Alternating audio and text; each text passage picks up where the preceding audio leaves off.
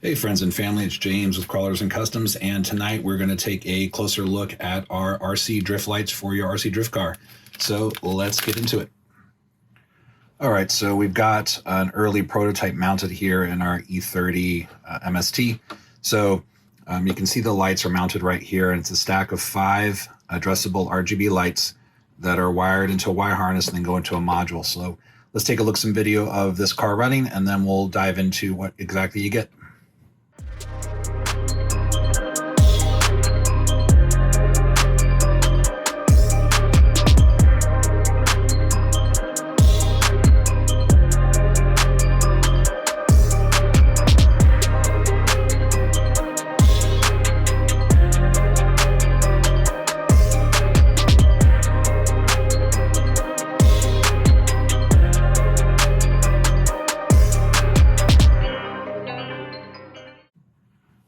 All right, hope you enjoyed that footage, and hopefully that helps explain exactly what this does. So let's get into what you get inside the package. All right, so in the bag, you're going to get a few things. You're going to get a pre-soldered wire harness, which you can mount to the inside of your drift car. Comes with sticky tape on the back, so you could bend some Lexan and mount these near your A-pillars. And then this other end plugs into the module. Module itself here is going to be plugged in line between your receiver and your ESC, and it's going to simultaneously pull power from the ESC and signal from your receiver and process that information and then send it out to the lights. If you opt for it, you're also going to get these universal mounts. These are super easy, but basically what you do is you take the back side, slide your LED strip in. You don't need to remove the sticky tape. Then the front side, or the sort of the smooth side, there's a raised edge here and a smooth side. Smooth side goes up, and you just basically press these together. So these snap together, and then you've got a flexible, easy way to mount these inside your windscreen. So imagine if your hood were here and your roof were here. These tabs are really easy to bend. You can put a piece of sticky tape here and here, and then sort of manipulate this so it sits in the perfect spot inside your windscreen. So we'll show that a little bit later at the end of the video installed, and let's get into some of this actually working. Should mention you also get a little instruction sheet here with some troubleshooting, but basically this is designed for 2S. It's not waterproof, so please don't run this in your boat or in the rain. And this is really a simple system to install, as I just described. If you have any issues, there are some troubleshooting notes here, and basically that has to do with setting your endpoints, setting your sub trim, etc. But so far, we've plugged this into stock MSTs. We've plugged this into Spectrum-based systems, into Futaba-based systems with multiple ESCs and motors like AccuVance, and it's worked fine out of the box. But you may find that you need to do some adjustments, so just follow the troubleshooting here. If you have any problems, you can also email me at the bottom. All right, so let's go ahead and power up a module. Now, off screen here, I've just got a 2S battery and a little PWM generator. This simulates what your ESC and receiver does, but we'll show that later in a car. But this keeps it nice and quiet, so let's go ahead and power up the system. So normally this would happen as you turn on your ESC or turn on your car. So it waits about 6 seconds, and then it generates the start sequence. You can see it counting down. And you're going to see a single blue, it may look purple here on this screen, but this is a bright blue single LED. And as you apply throttle, so right now we're at neutral throttle, right? We're just sitting there on the track. As we apply throttle, you're going to see it go green, and that is under 20% throttle, 40%, 60%, 80%, and then 100% throttle. So this is going to allow you as the driver, your competitors, also judges, to see exactly how committed you are to throttle as you drive around the track. So are you in acceleration zone or a decel zone? And how smooth are you with the throttle? Conversely, if we let off the throttle and get into the brakes, you'll see that same proportionate response till finally we're at full brake. So as you're driving, you know you're going to be moving between throttle, neutral, and brake, and the system responds super quickly to those inputs. Again, full throttle, neutral, and then full brake.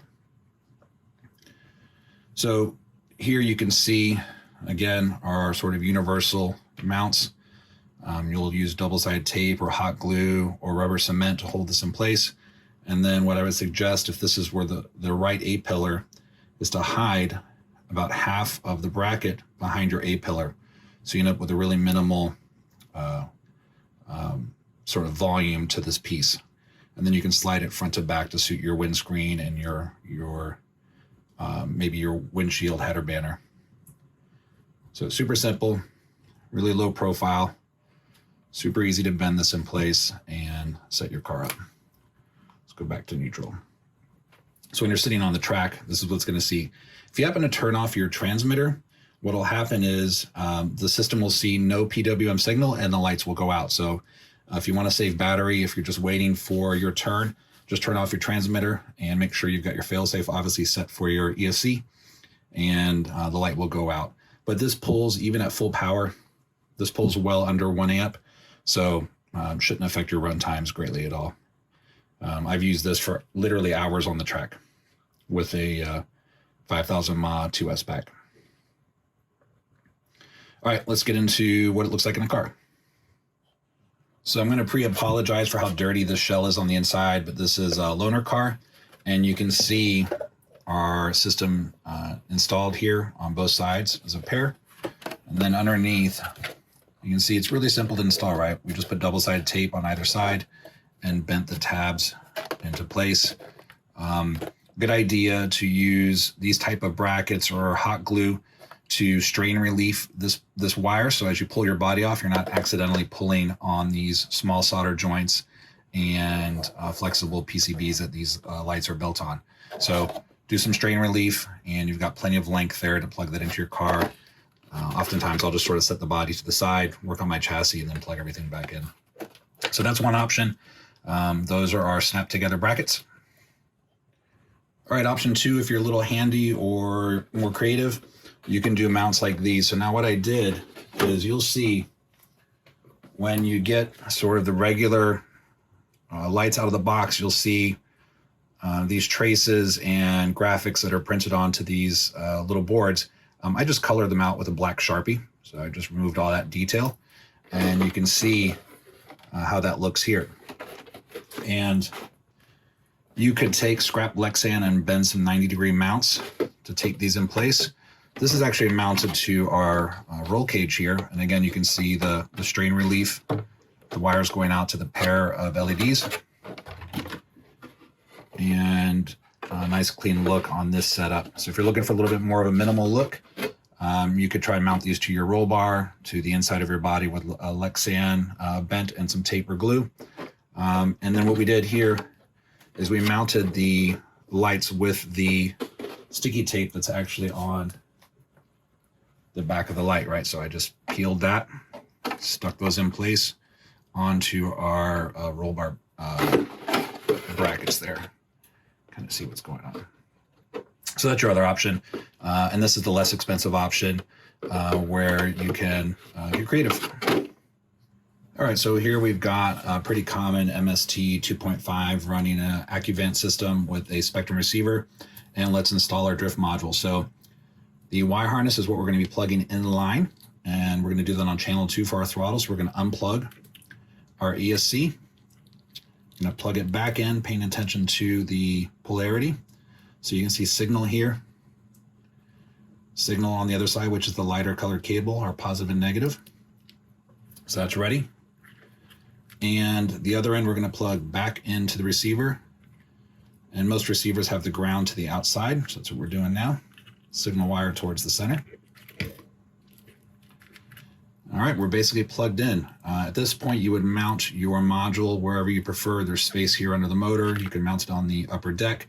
You could tape it in place or use wire ties. And this is the side you're going to plug into your lights. So that's about it.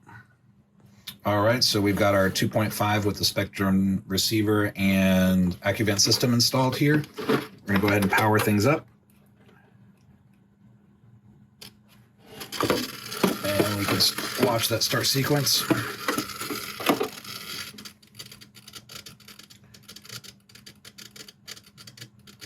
All right, so you can see now our car's in the ready state, and we've got the rear end elevated so we don't lose it on the workbench here, but I wanted to show you guys the actual product in use.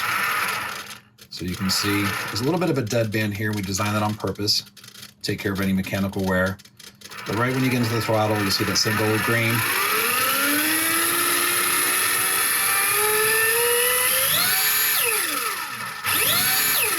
All right. Let's get into the brakes here. Actually reverse in this case.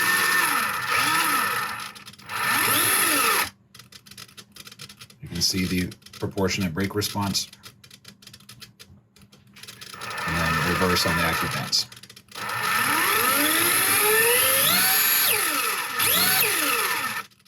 You can see how quickly the system responds as well.